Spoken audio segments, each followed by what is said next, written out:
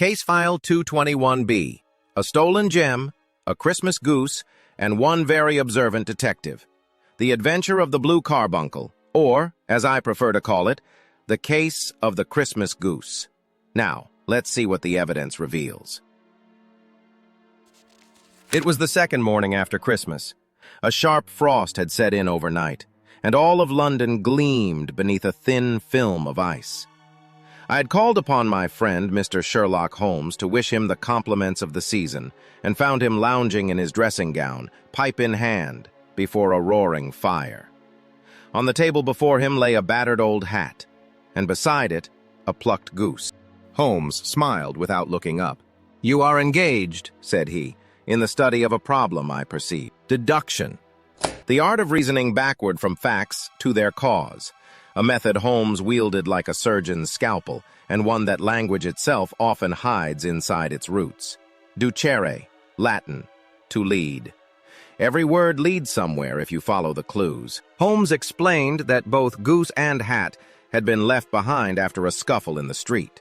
The owner, one Henry Baker, had vanished into the night, leaving his dinner and dignity behind.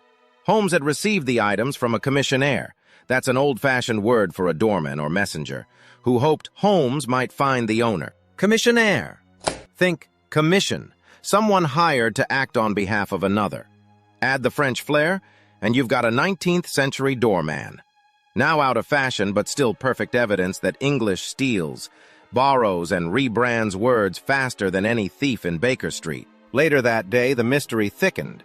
Holmes sent the goose to the kitchen for roasting, only for his landlady to discover a startling surprise inside, a precious blue gemstone lodged in the bird's crop. Holmes recognized it immediately.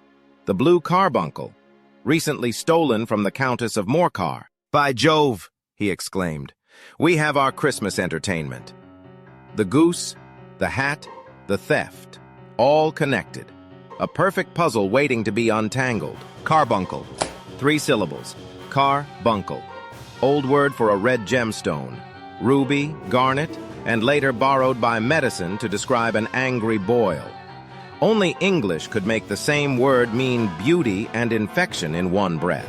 Following the trail, Holmes traced the goose to a shopkeeper who had received it from a local dealer.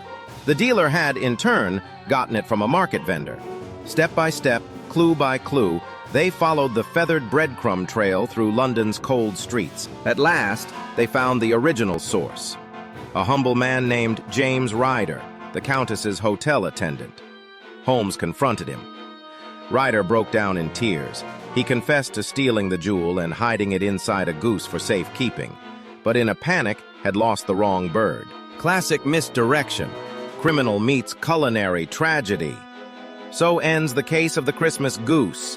A hat, a bird, a gemstone. And one more lesson in the curious ways of human folly.